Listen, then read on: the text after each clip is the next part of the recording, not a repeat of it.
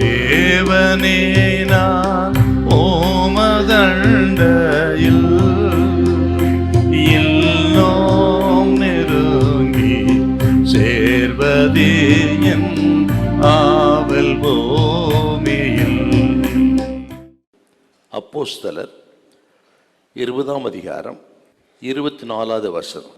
ஆகிலும் அவைகளில் ஒன்றையும் குறித்து கவலைப்படேன், என் பிராணனையும் நான் அருமையாக எண்ணேன். என் பிராணனை அருமையாக எண்ணேன். அதில் இருக்கக்கூடிய ஆழமான அழுத்தமான வார்த்தை, என் பிராணனை, என் உயிரை, என் ஜீவனை, என் வாழ்வை அருமையாக நான் எண்ண மாட்டேன். நான் சொன்னது போல பவுலுக்கு ரொம்ப நல்லா தெரியும், பட்டணங்கள் தோறும் அவருக்கு உபத்திரவம், கட்டுகள், பாடுகள் இருக்குதுன்னு நல்லாவே தெரியும். ஒரு சாதாரண மனுஷனாக இருந்திருந்தால் அவர் அதிலிருந்து தப்பிப்பதற்கு வகை தேடி இருப்பாருங்க. நீங்க போனா ஜெயில் இருக்குது, அடிப்பான், உதைப்பான், சாவே கூட வரலான்னா யாருங்க போவா? சாதாரண மனுஷனா இருந்தா அவர்கள் தப்பிப்பதற்கு வகை தேடுவார்கள். ஆனால் பவுலடிகள் அப்படி அல்ல, அவர் ரொம்ப விசேஷமானவர். ஆகவே எதை குறித்தும் கவலைப்படாமல் அவர் தன் ஊழியத்தை நிறைவேற்றி புறப்பட்ட பொழுது சொன்ன வார்த்தை, என் பிராணனை நான் அருமையாக எண்ண மாட்டேன், அவைகளில் ஒன்றையும் குறித்து நான் கவலைப்படேன், என் ஜீவனை அருமையாக நான் எண்ண மாட்டேன்.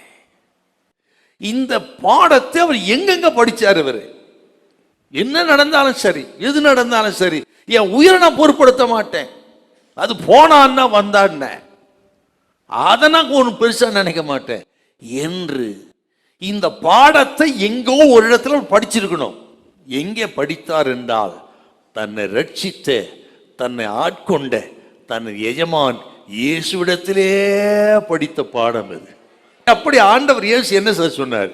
மார்க்கு சுவிசேஷம் 8ஆம் அதிகாரம் 35வது வசனம், ஜீவனை ரட்சிக்க காப்பாற்ற விரும்புகிறவன் இழந்துருவான், இழக்க விரும்புகிறவன் காப்பாற்றிடுவான் என்று அப்பன் இயேசு சொன்ன அந்த வார்த்தை, என் ஜீவனை அருமையாக என்னன்னா இது எங்க கத்துக்கிட்டாருன்னா அப்பன் இயேசுவிடத்துல கற்றுக்கிட்டார். அவர் சொல்லிக்காருங்க. மட்டுமல்ல, இன்னொரு வார்த்தை ஆண்டவர் சொன்னார். லூக்கா சுவிசேஷம் 9ஆம் அதிகாரம் 23, ஒருவன் தன்னைத்தான் வெறுத்து தன்னுடைய சிலுவையை சுமந்து கொண்டு என்னை பின்பற்ற கடவன். அதுதான் சார் கிறிஸ்தவன். சிலுவை சுமக்கிறவனே கிறிஸ்தவன். சிலுவை என்றால் பாடு, உபத்திரவம், நிந்தை, அவமானம், மரணம். இதை பவுலடிகள் தன் எஜமானத்தில் கத்துக்கிட்டாரு. கத்துக்கிட்டவர் தான் இப்ப சொல்றாரு, என் ஜீவனை நான் அருமையாக எண்ணேன். ஆகவே எனக்கு என்ன கொடுத்தார், எனக்கு என்ன ஆண்டு கொடுத்தான்றதை நிறுத்துங்கோ.